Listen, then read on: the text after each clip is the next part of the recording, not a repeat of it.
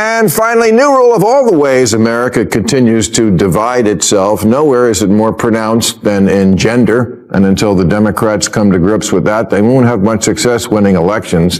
Let's just put it out there. Women are the Democrats' base, and men who get hit in the head for a living are Trump's. Something unusual happened on live television this week. Bill Maher didn't just criticize the Democrats, he dissected their collapse. There were no cheap jokes about AOC or Bernie, only a brutal breakdown of a party that once dominated American politics, but now seems completely disconnected from reality. Even Rahm Emanuel stood beside him, silently agreeing as Maher exposed the dysfunction. What followed wasn't a typical political monologue. It was a public reckoning. And finally, new rule, it's never too early to strategize. Democrats have been having a lot of donor retreats lately where liberal strategists hold ideathons, where they try to figure out why they keep losing elections. You know, apart from using words like ideathon. And now one idea that's getting a lot of attention is the Dems need to find their Joe Rogan, a liberal Joe Rogan, because that's why Kamala lost. Republicans have a podcast. Okay, maybe. Or you could consider this. Instead of conjuring up a new Joe Rogan, ask yourself why you lost the old. Picture this. The Democratic brand is collapsing, voters are walking away, and the party's solution is an ideathon. This is the party of FDR, Kennedy, and yes, we can. Yet it now sounds like a struggling corporation holding another pointless brainstorming session. Maher isn't even angry anymore. He looks exhausted, like a coach watching his team invent a game plan seconds before kickoff. From common sense. The Democratic Party's current approval rating is 21%, which is only slightly more popular than Kanye's swastika shirts. Maybe that's why, according to a new Gallup poll, 45% of Democrats want the party to move to the center, which is up 11 points from 4 years ago. That's the approval rating, not among Republicans or independents, but overall. And then comes the real bombshell. 45% of Democrats, the party's own loyal supporters, are quietly saying, "Please move to the center before we lose everything." That isn't a warning shot. It's the house alarm blaring while party leaders argue about the curtains. And here's what cable news refuses to admit. This isn't a red wave or a MAGA takeover. It's a mutiny from within, and the leadership is still smiling as the ship sinks. This is actually, I was being fair. No, this is a huge Democratic Party problem. If you look at Democratic cities, they are terribly run. They have incredibly high taxes. It is impossible to build, so the cost of housing. Let me finish. I'll give you a chance. Cost of housing is crazy in places like New York and Chicago. If you look at Democratic states, you go look at New York versus Florida. Okay, roughly the same population. The budget of New York State is twice that of Florida. What do they have? Streets paved with gold? I live in New York. I pay the highest taxes in New York. You get nothing for it. And I think that is the image people have of the Democratic Party. Lots of taxes, lots of regulation, but nothing gets done. Hey, and I think I live in LA. Right. No, Philly. And I think, listen, if the Democrats have to own this and realize the answer to everything is not more taxes, more regulation. This is where Rahm Emanuel joins Maher in confronting a problem Democrats can no longer ignore: the cities they govern. If the party claims it can govern better, those cities should prove it. Instead, voters face crushing rent, deteriorating streets, bloated budgets, and a rising cost of living. They no longer care about polished speeches or moral posturing. They care about whether they can afford groceries, housing, and gas. Said, "I have 2 little girls. I don't want them getting run over on a playing field by a formerly male athlete. But as a Democrat, I'm supposed to be afraid to say that." Yes, there's the problem in a nutshell. Because Congressman Moulton sounds reasonable to me, but his campaign manager immediately resigned in protest. Let me make this as plain as I can to the smart people. The moment a Democrat challenges the party's orthodoxy, the backlash begins. Social media erupts. Commentators demand an apology, and the politician quickly retreats. Meanwhile, those who lose elections and damage the party are rewarded with television contracts, podcasts, and book deals. Failure gets promoted while common sense gets pushed aside. That isn't a healthy political party, it's an echo chamber that punishes anyone who steps out of line. Conclude by saying the reason I'm so mad at the Democrats is because as a voter, the issues that were important to me were democracy and the environment. And now, there's no one to champion or defend either of them because you, with your aggressively anti-common sense agenda and shitty Maher then exposed a contradiction Democrats refuse to confront. They present themselves as courageous defenders of principle, yet retreat whenever controversy strikes. Their responses feel carefully scripted by lawyers and focus groups, rather than driven by conviction. The moment public opinion shifts, they fold. That isn't courage, it's political theater, and voters are no longer buying it. For months, Democrats have been saying, how is this even close? And they're right, it wasn't.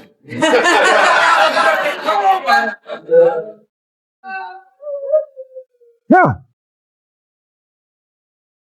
They could not conceive of a second Trump term, but they should have. When does America ever turn down second? I mean, come on. Every time Democrats lose, the same blame game begins. The media, misinformation, social media algorithms, Russia, Elon Musk, and even the voters themselves. The one thing they never blame is their own leadership. Instead of confronting their failures, they make excuses while the party continues to collapse. Accountability remains the one subject nobody wants to discuss. When a book questioning the sudden uptick in transitioning children was released, a trans lawyer with the ACLU named Chase Strangio tweeted, "Stopping the circulation of this book and these ideas is 100% a hill I will die on." How very civil liberties of him. Chase, by the way, has just been named one of the grand marshals of this year's New York City Pride March, along with 3 other trans people and a lesbian. What's missing here? Oh, right, a gay man.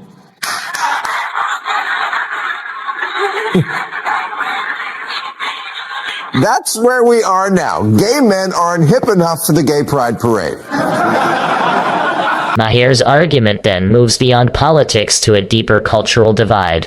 Words, empathy, and forgiveness are judged according to political loyalty, while morality changes with every trending cause.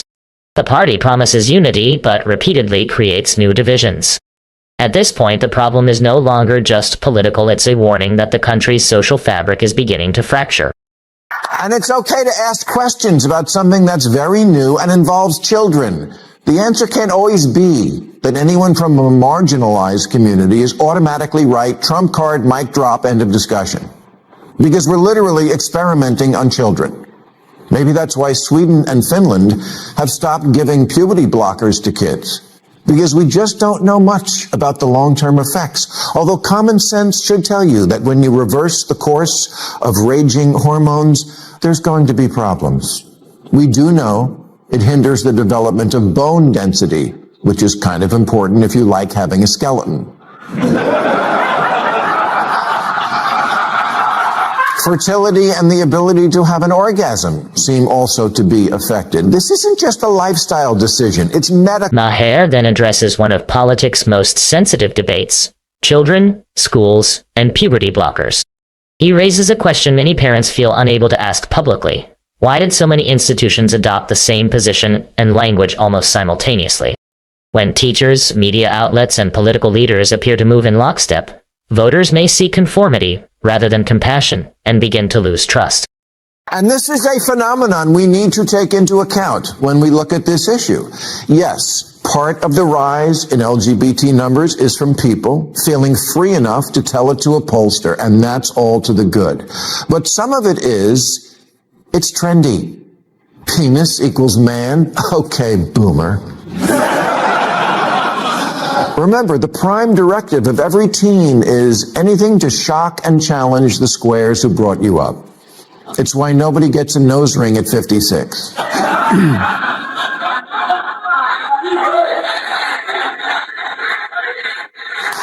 And if you haven't noticed that with kids doing something for the like, Democrats repeatedly fall into the same trap. When fringe ideas emerge, party leaders refuse to challenge them or clearly state where they stand. Voters interpret that silence as agreement, allowing Republicans to control the narrative without much effort. Democrats then act surprised when their opponents successfully define the party for them. Finally, new rule, someone must explain to Democrats what binary means. In America, we've got dozens of flavors of pretty much everything. Doritos and Gatorade, Oreos, Pepsi, Triscuits, Pop-Tarts, but we only have two political parties. Most democracies have a parliamentary system with many parties. We don't. We don't. With us, it's always plain or peanut.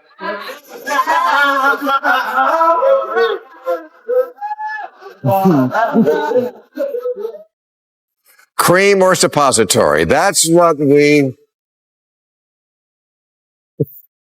Maher's point is brutally simple. Democrats are facing a loud, chaotic, deeply unpopular opponent who repeatedly gives them opportunities to win, yet they still fail to capitalize. That isn't just a messaging problem. When the advantage is handed to you and you still can't win, the failure is structural. The problem isn't the media, the system, or the opposition. It's the party itself. Bernie Sanders says we should let the Boston Marathon bomber vote. Why?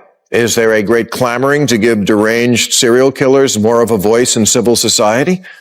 Is Hannibal Lecter thinking, I love Trump for his narcissistic personality disorder, but Sanders really gets voters like me? Now, I'm sure you can make an argument for this, but we're trying to win an election here, and this just feeds into what Trump is... Democrats also have an identity problem. Their language often sounds academic, corporate, and disconnected from how ordinary people actually speak. Terms like Latinx, birthing person, and justice-involved individual may satisfy activists, but they confuse many voters. If people need a glossary to understand your platform, you don't have an effective political message, you have a communication failure. 69% of voters say they dislike Trump personally, and there's no sign anything can change their minds. But Democrats' reaction to that is, okay, but let's try. Let me help you. You don't need to be 100% Twitter approved on every issue. Twitter is not America. Most of America, Maher's final point is brutal. Trump remains deeply unpopular, yet Democrats repeatedly fail to capitalize. The problem isn't voters, misinformation, or the media, it's the party itself.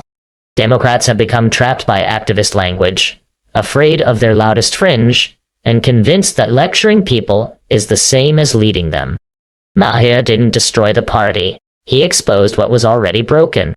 The question is whether Democrats can change before the next election punishes them again.